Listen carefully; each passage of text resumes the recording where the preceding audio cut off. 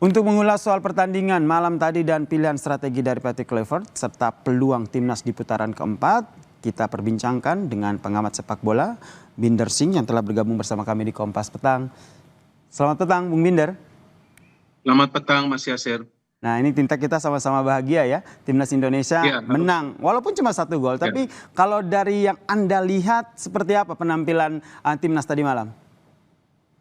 Memang kita melihat skor akhirnya 1-0 ya. Kemudian gol juga dicetak dari penalti. Mungkin bagi supporter yang tidak memahami pertandingan sepak bola akan menilai, wah menangnya cuma 1-0, golnya cuma penalti. Tapi perlu dilihat juga berjalannya pertandingan selama 90 menit. Karena selama 90 menit itu para pemain dari timnas kita itu yang sebetulnya mengambil inisiatif untuk menyerang. Bisa mendominasi jalannya pertandingan. Bisa juga bermain dengan variasi serangan. Dan bisa juga menciptakan total belasan percobaan ke arah gawang dari China. Jadi memang salah satu kesulitan bagi para pemain timnas kita itu adalah finishing.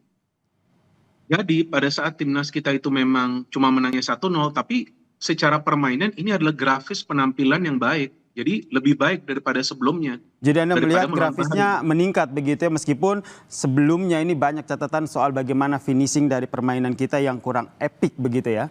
Nah, tapi yang juga menarik nih, ada beberapa pemain yang akhirnya diturunkan oleh Patrick Kluivert seperti Jakob, kemudian juga Egy yang langsung jadi starter nih. Anda melihatnya ini salah satu strategi dari Kluivert? Ya jelas ini terkait dengan strategi permainan ya. Dan secara keseluruhan kan ada total 7 pemain yang bermain di Liga 1 yang diturunkan oleh Patrick Kluivert ya. Artinya dalam hal ini Patrick Kluivert tidak melihat latar belakang seorang pemain yang berasal dari klub mana. Tapi yang dia lihat adalah kesiapan dari pemain tersebut yang bisa dia nilai dari TC. Kan sebelumnya ada TC. Dan kemudian sesuai dengan taktik yang akan dia pakai, baru kemudian dia memilih pemain-pemain yang akan dia turunkan dari awal, dan juga pemain-pemain yang akan dia turunkan sebagai pemain pengganti untuk menjaga ritme permainan dari timnas. Jadi jangankan pemain yang bermain dari awal, seperti yang tadi Anda katakan, soal Egy yang bermain, ada Jakob Sauri juga yang bermain dari awal kan, sebelumnya kan mereka tidak bermain melawan Bahrain. Betul. Nah, tapi juga pemain pengganti yang masuk, Mas. Salah satunya adalah Beckham Putra. Betul.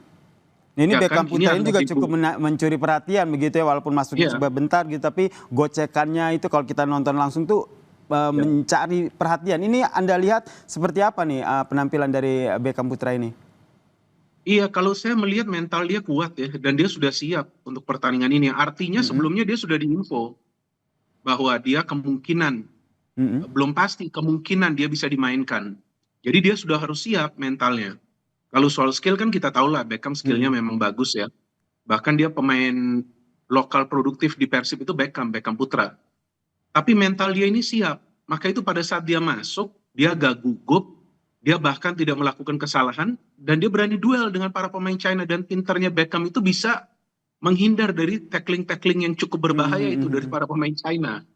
Jadi memang pemain-pemain seperti Beckham ini juga memang ideal dimainkan sebagai pemain pengganti untuk bisa tetap menyulitkan konsentrasi dari para pemain tim lawan. Dan saya pikir ini bukan sebuah pergantian pemain yang spekulatif dari Patrick Kluivert. Tapi memang sudah diatur begitu ya strateginya oleh Patrick Kluivert ya. Termasuk malam tadi tidak memainkan Hilgers, kemudian Kevin Dix juga baru dimainkan ke babak kedua. Apakah ini juga bisa dibaca Bung Binder sebagai Patrick Kluivert ini sengaja gitu menyimpan pemainnya untuk nanti melawan Jepang?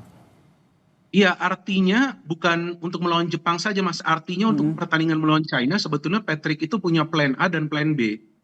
Jadi plan A itu dijalankan di babak pertama, plan B di babak kedua pada saat ada pemain pengganti masuk.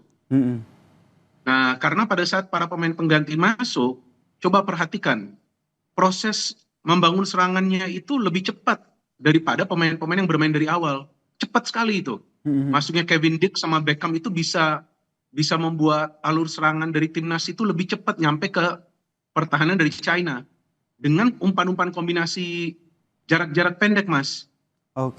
Jadi menurut Anda nanti pada saat melawan Jepang nih Bung Binder, apakah timnas akan bermain ngotot begitu meskipun saya memastikan ini sudah lolos ke putaran keempat? 1000% akan bermain ngotot. Ya 1000%, dan saya yakin Patrick Kluivert juga akan menyiapkan strateginya dengan baik. Karena melawan Jepang, walaupun Jepang memang akan menurunkan lapis kedua, tapi Jepang adalah Jepang. Lapis kedua mereka juga adalah pemain-pemain yang bagus. Oke. Dan kita bermain away. Jadi agar mental para pemain ini terjaga, mereka punya mental yang kompetitif, mereka punya mental kemenangan, ya tetap pasti akan ngotot bermain di Jepang. Apalagi baru menang lawan China kan, dan perlahan-lahan chemistry di antara para pemain kan mulai menyatu. Nah, ini juga tidak hanya Jepang begitu, tapi perjalanan dari timnas Indonesia masih panjang. Ada putaran keempat di sana. Siapa yang harus diwaspadai dan apa yang perlu dibenahi oleh timnas? Iya, seharusnya kita sebagai supporter tidak boleh sombong ya. Artinya kita juga tidak boleh mengatakan timnas pasti lolos Piala Dunia, enggak. Ini berat juga. Round 4 ini berat. Meskipun yang lolos ke round 4 kan tidak semuanya adalah tim yang kuat ya kan Mas. Secara peta kekuatan tidak semuanya adalah tim yang kuat, tapi tetap akan berat. Kenapa akan berat? Karena mainnya itu semuanya di venue di luar negeri kan. Kemungkinan yang menjadi tuan rumah kan Qatar dan Arab Saudi untuk 2 grup ini kan. Kemungkinan katanya sih begitu.